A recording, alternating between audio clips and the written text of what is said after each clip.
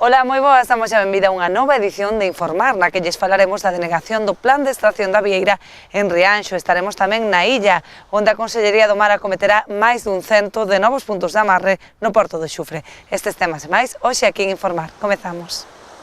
No horizonte, nos teus recordos, no carácter, no que che gusta, na túa coraxe, no que vives, no futuro, no máis bonito, no que te enamora ou no que tes máis cerca, levas a miña marca.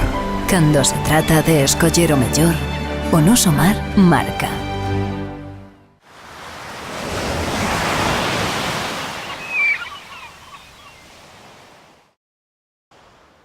O plan de extracción da Vieira en Rianxo terá que agardar. A Consellería do Mar denegoulles a autorización por non tela presentada con suficiente antelación. O patrón maior de Rianxo, Miguel Ángel Iglesias, mostrou o seu enfado pola decisión da Consellería do Mar de aprazarlle o inicio da campaña da Vieira. A intención do pósito rianxeiro pasaba por comezar coa extracción este pasado luns, pero os técnicos da Consellería denegaronlle a súa solicitude ao entender que esta debía realizarse cun mínimo de 10 días antes do comezo da campaña. Unha postura que dende Rianxo non entende moi ben. Sí, a verdad que non vemos moi normal esta decisión que se tomou de negarnos o que é o permiso da Vieira, pero bueno, presentamos outra vez un plan con 10 días de antelación, e incluso a empresa tamén presentou un permiso de extracción que, según nos dixeron, que é o que teña que presentar a empresa. Vamos ir por eses dous camiños e a ver a decisión que se toma cos 10 días de antelación, a ver que se nos ven aprobado ou denegado. Dende o pósito rianxeiro cifran nuns 54 barcos os que ian comezar coa extracción da Vieira esta semana. A paralización suporá un prexuízo importante para eles. Apuntados están 54 barcos, dos cales non creo que foran todos, pero bueno, ao mellor uns 25 barcos poderían ir a este plan. É o que estamos perjudicando a eses barcos, porque eses barcos sí que ahora mismo algúns deles están amarrados porque non lle compensa andar á Vieira, que hai pouca, eses barcos están amarrados, o cal estaríamos dándolle unha salida a estes barcos para poder ir traballar. Con toda a seguridade non poderá abrirse a campaña ata mediados da primeira semana de marzo. Pois en principio a petición estamos pedindo para 10 días, sería para a semana do 5, máis ou menos a mediados da semana do 5. Eu penso que o único que nos podría perjudicar é que a Vieira entrara en desove, pero bueno, aínda que entrara en desove agora, pode recuperar en un mes, 2 meses, podría recuperar.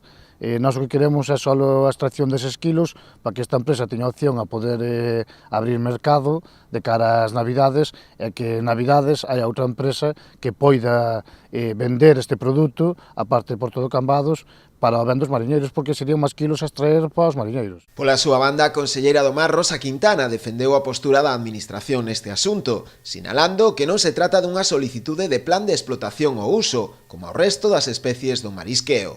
Segundo ela, a petición de apertura debe partir da empresa interesada, que é a que ten a capacidade de viscerar e depurar a Vieira antes de entrar ao mercado. Neste caso, que está establecido xa dentro dos anos 90, que conseguimos a flexibilidade de extracción con este sistema, quen presenta a petición de apertura é a empresa, porque é a que ten a capacidade de visceración e depurar esa Vieira antes de que chegue ao mercado, e non funciona como os plans de explotación do resto das especies de marisqueo, senón que a empresa que ten autorización de visceramento nos dice que quere abrir, que ten posibilidade de traballar ou de procesar tantas unidades ao día ou á semana, e nos presenta as embarcacións que poden aportarlle ese recurso. Nós o único que temos que comprobar é que todas as embarcacións que veñen no listado da empresa cumplen cos requisitos para poder ir a esta extracción, e pedir os informes aos biólogos que nos digan como está o estado do recurso, por si se pode ou non se pode extraer a Vieira. Así que eu creo que é algo que xa ben regulado dende o momento en que presentamos á Unión Europea esta excepcionalidade, e así vimos traballando dende sempre. O Concello de Ribeira e as confrarías de Palmeira de Ribeira remitiron un escrito a Portos de Galicia informándolle das numerosas deficiencias portuarias que rexistra o municipio. Aínda que o alcalde afirmou que non se trata de ningunha crítica nin reprimenda, que o fan cun ánimo construtivo, a presentación deste expediente no que se recollen as principais deficiencias existentes nos espazos portuarios do municipio, si o parece. Esta presentación, pois, ven con ánimo construtivo, non hai elementos que non se teñan posto en conocimiento por parte dos patróns maiores ou do alcalde a Portos de Galicia. Simplemente o que se fai é esa exposición gráfica que creo que é importante, non? Son, na súa maioría, carencias denunciadas dende hai tempo, que a día de hoxe seguen a ser desatendidas por parte de Portos de Galicia, a pesar da importancia dos portos ribeirenses e do gran esforzo presupostario que fan fronte ao longo do ano, que repercute directamente nos orzamentos xerais do ente autonómico. Fan alusión a problemas como a seguridade nos peiraos, a falla de mantemento a nivel xeral das instalacións ou a reordenación portuaria. Non poden ter a seu medio de vida pois pendiente un día si outro de roubos. É verdad que a resolución dos roubos é unha cousa que ten que ver co orden público, pero todo o mundo, en función da siniestrabilidade que ten, toma medidas. É dicir, non podemos chorar de que nos rouben 10 veces e decir, non, es que é la policía. A segunda obra, lógicamente, o que é todas as que atañen á seguridade dos mariñeiros. En estes momentos, pois do mesmo xeito, tanto o estado de pantaláns como de ter que subir por unha escaleira de X metros, todas as obras de seguridade e a terceira ordenación do porto con eses pantaláns de artes menores. Hai un mes e medio tuvemos unha visita dos deportos aquí, estuvemos falando, en ese mismo día rompeu un pantalán, o único pequeno pantalán de descarga de peixe que hai na Nova Lonja, que é unha pequena escanto, non se acaba o proxecto, se fai o pantalán cas grúas que corresponde a Nova Lonja, e bueno, vai un mes e 20 días alá, ainda estamos aí co pantalán roto, sin ter onde descargar, e bueno, xa os mariñeiros que caíron no propio pantalán para saltar para botar o peixe, e bueno, vemos que iso hai que corregilo ya. No expediente tamén se fai unha pequena revisión dos compromisos que están pendentes por parte do ente autonómico no municipio, como poden ser a desafectación de varias rúas e outros espazos na zona portuaria de Ribeira, ou a aprobación do plan de usos do porto, entre outras. Facemos tamén unha pequena reseña do que son, digamos, todavía os compromisos ou que quedan entre Concello e Portos, non? E que en concreto tamén resumo que en definitiva é o que antes decíamos, non? Que unha correcta desafectación desos terrenos permiten que o Concello se poda dedicar a urbanizar o que creemos que son calles para que Portos se dedique enteiramente ao que é zona portuaria estrita. En ese caso, pois falamos da aprobación definitiva do plan de usos do Porto de Ribeira, falamos de dar cumprimento ao acordo de ministros do Consello celebrado en 1977, que é a desafectación dos 13.000 metros onde está o auditorio e a estación de autobuses, cousa que xa fixo Costas. Falamos de a desafectación e reversión ao Concello do mercado municipal, tal como se nos anticipou mediante protocolo, a desafectación das avenidas do Malecón e Carolinas, ao definir os usos da antigua lonxa, e o adecuado mantenimiento do alumeado de todas as instalacións portuarias do municipio, non? O expediente seralle remitido tanto á Consellería do Mar como a Portos, así como tamén á Presidencia da Xunta.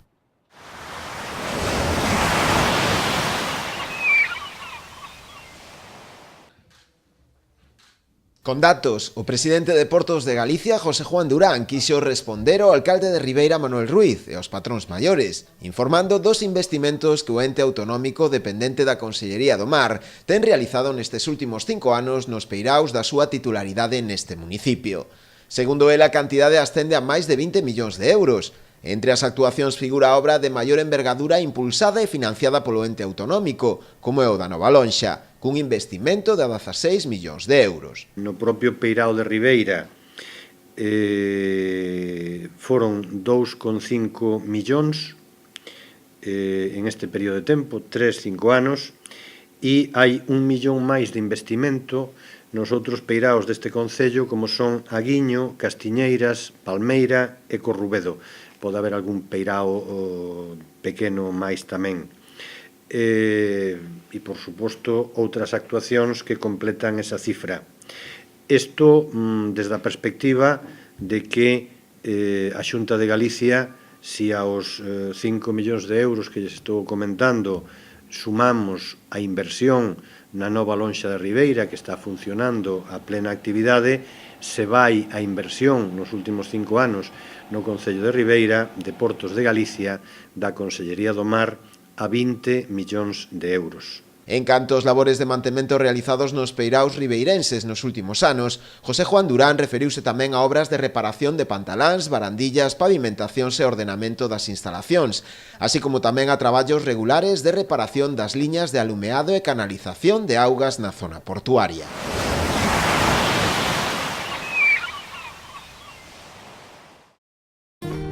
Eu confío na conservación e o respeto ao medio ambiente.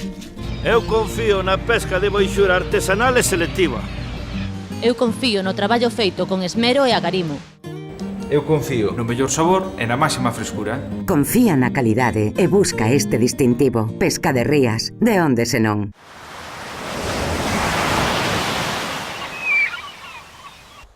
Desprazámonos agora ata o porto do Xufre, onde a Conselleira do Mar supervisou os traballos para a construción dos novos pantaláns. O sector mexilloeiro da illa contará con 122 novas prazas de amarre para as súas embarcacións. Están en marcha os traballos para a construción dos novos pantaláns no porto do Xufre que mellorarán o servizo a estes barcos. Ver como se van facendo as obras deste pantalán que era tan necesario para dar seguridade á flota dos barcos de acuicultura que teñen porto base aquí na illa e que hasta o momento tiñan que estar fondeados por non ter unha posibilidade de atracar en pantalán. É unha obra importante, é unha obra complicada. A actuación conta cun investimento da Consellería do Mar de 3,4 millóns de euros e calcúlase que estará rematada para o último trimestre do ano. Deste xeito aténdese unha demanda histórica do sector. Empezando amarres desde 14 metros hasta 21. Penso que vamos ben co número dos amarres e a seguridade que necesita esta flota a día de hoxe. Parece ser que as obras van a ritmo e van a ter a súa finalización en setembro para dar resposta xa a la longa demanda de tantos anos deste pantalán, non? Que éramos o único Puerto da Ría que non contaba cunha estrutura destas características. A dotación de novas prazas para bateeiros ven completar outras actuacións que a Consellería do Mar realizou nos últimos anos no peirao insular. Isto ven a completar xa o traballo que se fixera cos pantaláns da flota de artes menores, a flota de terceira lista. Son 300 plazas de amarre que teñen xa os da terceira lista, máis estes 126, máis o dique de abrigo que se fixo flotante, máis a ampliación do dique o sea que eu creo que a illa merecía estas inversións. Segundo cálculos da Consellería, dende o 2009 a Xunta investiu no Xufre máis de 10 millóns de euros. Rosa Quintana busca en Bruxelas unha solución para as confrarías que non puideron acceder ás axudas do Fondo Europeo Marítimo Pesqueiro. A Conselleira do Mar mantivo unha xuntanza co director xeral de Asuntos Marítimos e Pesca da Comisión Europea para trasladarlle a preocupación de Galicia en relación á normativa do Fondo Europeo de Pesca, que deixa fora das axudas a 5 confrarías. Rosa Quintana explicou que nas lonxas xestionadas polas confrarías descargase un gran volume de distintas especies, polo que é difícil garantir que todo o produto sexa de talla regulamentaria. Nestes casos, unha sanción por infracción grave impide o acceso ás axudas europeas, e a pesar de estar tipificadas como graves, na maioría dos casos, trátase de multas que roldan os 300 euros.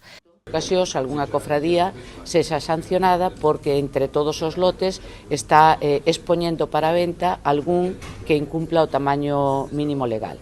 E nese caso a cofradía é sancionada de acordo á Lei de Sancións de Galicia como unha falta grave por comercializar individuos de tamaño antirreglamentario, pero cunha sanción que pode oscilar entre os 300 e 600 euros. E esa sanción por sí, aínda que a cofradía abone a sanción, dificulta que poidan acceder ás axudas.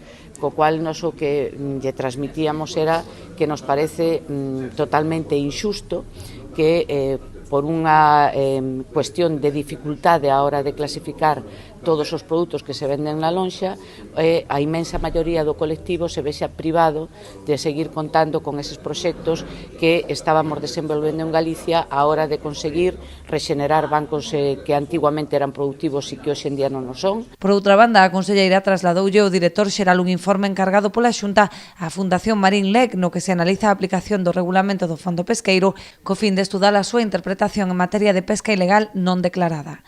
Encargamos un informe ao Instituto Marín Lec, informe que lle entregamos hoxe, que les quedaron en estudiar, e nós desde logo seguiremos estudiando en Galicia a interpretación que se pode facer tanto do Reglamento de Pesca Ilegal non declarada e non reglamentada como do Regulamento do FEM. Entendemos que o Regulamento da Pesca Ilegal non declarada e non reglamentada establecía que se poderían poñer sancións accesorias no caso de sancionar a alguén por pesca ilegal, pero o regulamento do FEM parece ser que vai un pouco máis alá, non? E nos, pois, nos parece de alguna maneira que estamos indo moito máis alá do que se debería ir e que isto pois, pode ser un perxuízo moi importante para Galicia. Tras a xuntanza, Rosa Quintana valorou positivamente os compromisos acadados polo director xeral, que estudará as propostas formuladas por Mar, ben argumentadas e acreditadas con informes. Cita deportiva esta fin de semana, o Club Náutico de Ribeira acollerá o Campeonato Galego de Optimist.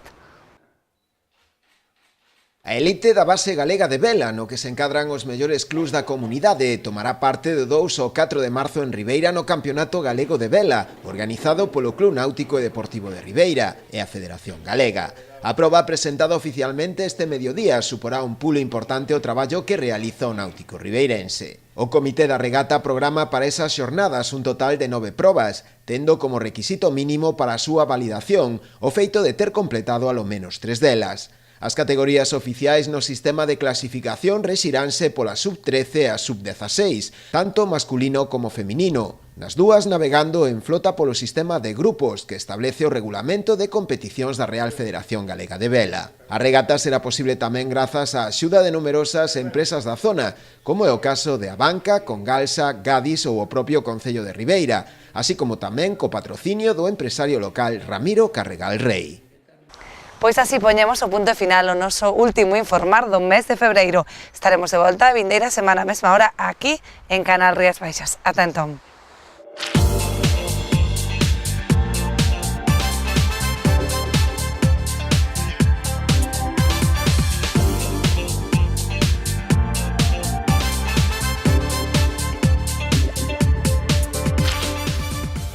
No horizonte, nos teus recordos, no carácter, no que che gusta, na túa coraxe, no que vives, no futuro, no máis bonito, no que te enamora ou no que tes máis cerca, levas a miña marca. Cando se trata de escoller o mellor, o noso mar marca.